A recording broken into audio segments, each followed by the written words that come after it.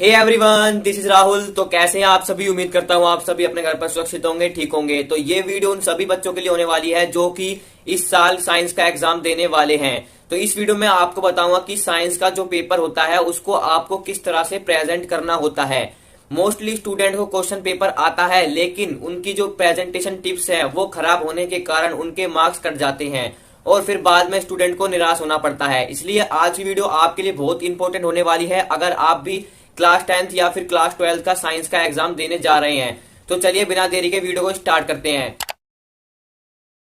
सबसे पहले जैसे ही आपके पास आंसर शीट आती है तो सबसे पहले तो भाई आपको उसमें करेक्ट डिटेल फिल करनी होती है। उसके बाद जैसे ही आप फर्स्ट पेज ओपन करते हो सबसे पहले वो दोनों साइड मार्जिन ड्रॉ करना है आपको। बोथ साइड मार्जिन ड्रॉ करना है। बहुत से स्टूडेंट सिर्फ सिंगल साइड ही मार्जिन ड्रॉ करते हैं, लेफ्ट साइड ड्रॉ नहीं करते। तो भाई आपको दोनों साइड मार्जिन ड्रॉ करना है। इसके बाद जो कॉमन मिस्टेक बच्चे करते हैं वो है आपकी कटिंग।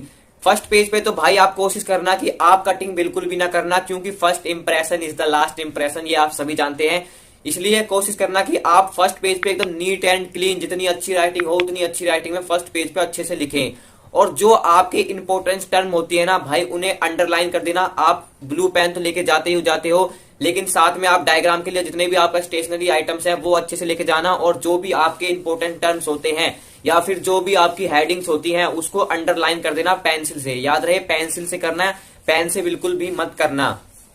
अब जो दूसरी चीज आती है साइंस में होते हैं आपके डायग्राम्स। डायग्राम्स को आपको ये सभी जानते हैं आपको पेंसिल से बनाने होते हैं, लेकिन एक इंपॉर्टेंट चीज बता दूं मैं आपको, जब आप डायग्राम बनाओ उसके जो कंप्लीट पार्ट्स होते हैं वो आप एरो से शाइन करते हो। उसको करने के बाद जब आपका डायग्राम पूरा कंप्लीट हो जाए तो भाई उसको बॉक्स में बंद करके आ जाओ।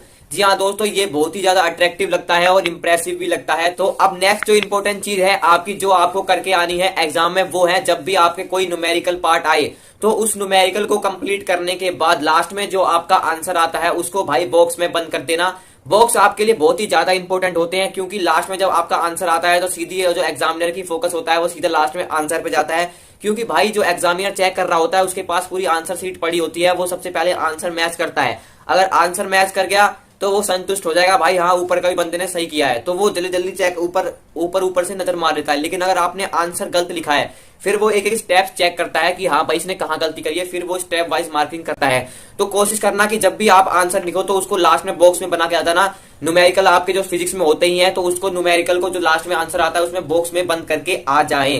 तो नेक्स्ट इंपॉर्टेंट चीज मैं आपको बता दूं, जब भी आपका डिफरेंस बिटवीन का क्वेश्चन आए कि डिस्टिंग्विश बिटवीन या फिर डिफरेंस बिटवीन, तो आपको दो कॉलम बना के आनी है और ऊपर सब हेडिंग डालनी है। जैसे कोई भी आपका डिफरेंस आ गया तो पहले दो टर्म में डिफरेंस आता है आपका, पहले ऊपर आपको उसकी हेडिंग लिखनी है और साइड में दूसरे वाले की हेडिंग लिखनी है, और फिर दोनों के कॉलम बनाने हैं। और मिनिमम से मिनिमम भाई कम से कम 4 पॉइंट तो लिखना। अगर आपका 2 मार्क्स या फिर 3 मार्क्स का आता है और आपको 4th पॉइंट में जो लिखने होते हैं वो एग्जाम्पल जरूर लिखने होते हैं। अगर उसके टर्म के एग्जाम्पल पॉसिबल है तो भाई एग्जाम्पल जरूर मेंशन करके आना।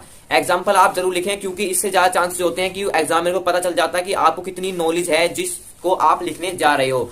जब भी आप क्वेश्चन अटेम्प्ट करने हैं तो भाई चेक कर लेना कि आपने जो क्वेश्चन नंबर डाला है वो अटेम्प्ट कर रहे हो या नहीं। बहुत से स्टूडेंट क्या करते हैं, क्वेश्चन नंबर तो कुछ और डाल देंगे लेकिन अटेम्प्ट कर देंगे कोई और दूसरा क्वेश्चन। एक्साइटमेंट इतनी ज्यादा होती है और प्रेशर भी होता है और किसी के तो टेंशन भी होती है, तो उस टेंशन में बंदा कुछ क्वेश्चन लिख देता है और आंसर किसी और का लिख देता है। तो आप ऐसी मिस्टेक बिल्कुल भी मत करना, एकदम रिलैक्स होकर अपना पेपर लिखना। और अगर आपका बाई चांस पूरा आंसर ही गलत हो जाता है तो इस केस में आपको पूरा ऐसे करके क्रॉस नहीं मारना है। अगर आपका आंसर गलत हो गया है तो भाई आपको एक पेंसिल से सिंगल ऐसे स्ट्रेट लाइन खींच देनी है, ना कि पूरी पेन से ऐसे कट मारना है। इससे क्या होता है, बहुत ही ज्यादा घिचपिच लगती है और ओड लगता है। तो आप ऐसी गलती बिल्कुल भी ना करें। अगर आप मिस्टेक करके बाई चांस आपका पेपर में पूरा आंसर गलत हो जाता है तो भाई उसको पेंसिल से एक सिंगल कट मार दें और यहीं पर खत्म कर दें। नेक्स्ट पेज से अपना आंसर स्टार्ट करना चालू करें। जो पोर्शन होता है, उस सेक्शन होता है, उसमें आपको अच्छे से रिप्रेजेंट करना होता है और उसके ही आपको अच्छे से नंबर दिए जाते हैं। लास्ट में आपकी स्पीड कम हो जाती है या फिर टाइम कम बचता है तो आपको लगता है भाई अब मुझे जल्दी जल्दी करना पड़ेगा। उसी जल्दी जल्दी में आप कुछ स्टेप मिस कर देते हो या फिर कुछ बहुत सी गलतियां भी कर देते हो और आपका बाई चांस कुछ बच्चों का तो पेपर भी छूट जाता है। तो भाई स्टार्टिंग से आप टाइम मैनेज करके चलें जो भी आपके हाईएस्ट मार्क वाले सेक्शन हैं उनको पहले अटेम्प्ट करें, उसके बाद जो आपके कम नंबर के सेक्शन आते हैं वहां पर जाएं। जैसे कि सबसे पहले आप 4th मार्क का जो क्वेश्चन आते हैं उनको अटेम्प्ट करें, फिर 3 पे जाएं, फिर 2 पे और फिर 1 पे, डिसेंडिंग ऑर्डर में चलना है आपको। तो उम्मीद करता हूं आपके लिए वीडियो हेल्पफुल रही होगी। तो ऐसे और हेल्पफुल कंटेंट के लिए आप इस चैनल को सब्सक्राइब कर सकते हैं। तो see you in the next video, तब तक के लिए गुड बाय।